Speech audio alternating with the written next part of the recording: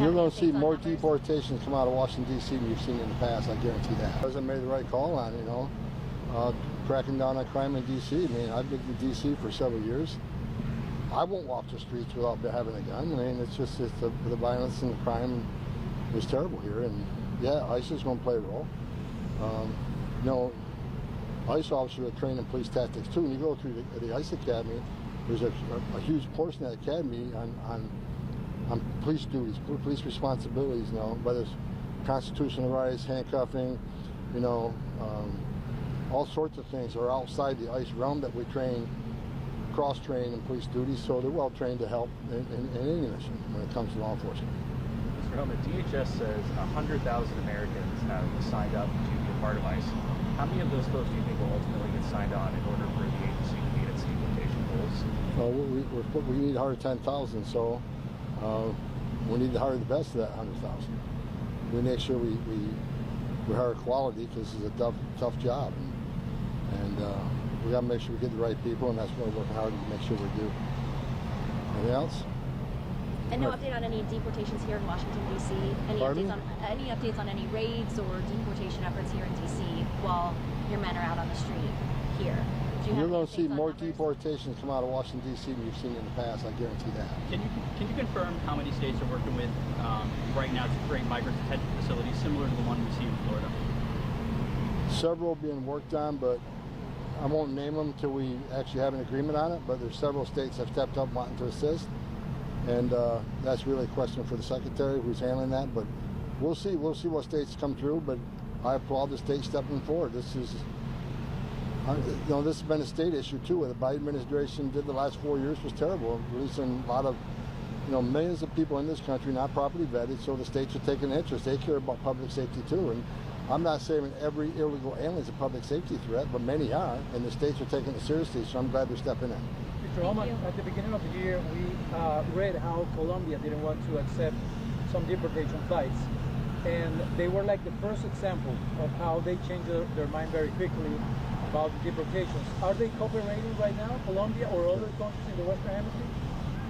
Well, just about everybody's cooperating, because they know if they don't want to take their nationals back, we'll send them to a third country. One thing's for sure, an illegal alien criminal threat, a public safety threat, or national security threat isn't staying here. So either the company takes it back, we'll send it to a safe third country. Thank you, John. I've been up here a lot. I've never seen a crowd like this. I think we need a ballroom, and that's happening. It's going to be a beautiful ballroom. This is really a lot of people, most I've ever seen in this room. And we're here for a very serious purpose, very serious purpose. Something's out of control, but we're going to put it in control very quickly like we did on the southern border. I'm announcing a historic action to rescue our nation's capital from crime, bloodshed, bedlam, and squalor, and worse.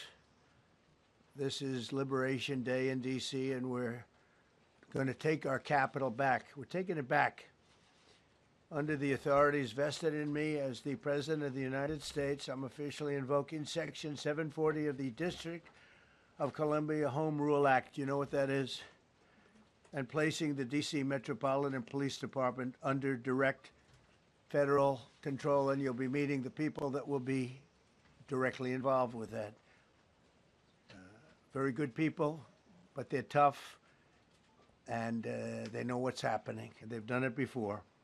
In addition, I'm deploying the National Guard to help reestablish law, order, and public safety in Washington, D.C., and they're going to be allowed to do their job properly. And you people are victims of it, too. You know, you're reporters, and I understand a lot of you tend to be on the liberal side, but you don't want to get mugged and raped and shot and killed. And you all know people and friends of yours that happened. And so you can be anything you want, but you want to have safety in the streets. You want to be able to leave your apartment or your house where you live and feel safe and go into a store to buy a newspaper or buy something. And you don't have that now. The murder rate in Washington today is higher than that of Bogota, Colombia, Mexico City, some of the places that you hear about as being the worst places on earth, much higher. This is much higher. The number of car thefts has doubled over the past 5 years, and the number of carjackings has more than tripled. Murders in 2023 reached the highest rate probably ever. They say 25 years, but they don't know what that means because it just goes back 25 years. Can't be worse.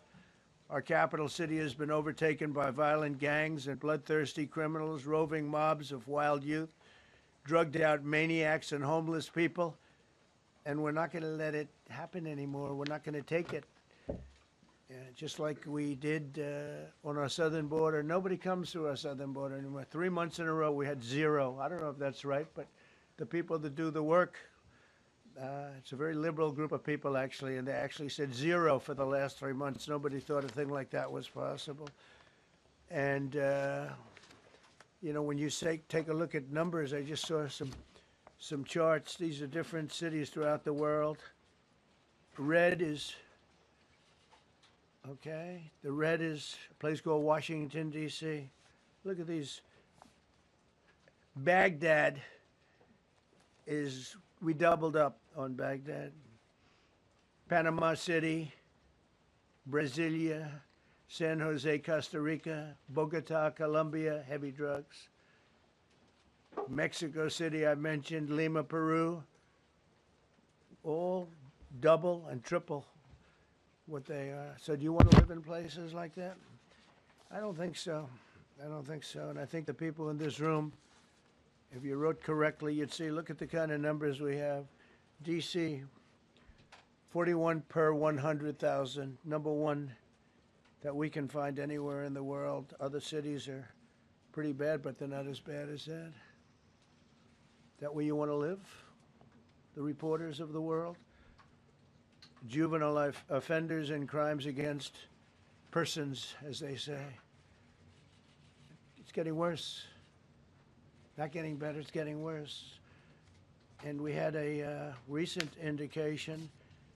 There was a story about a man who was just left. He quit because he was asked to do phony numbers on crime.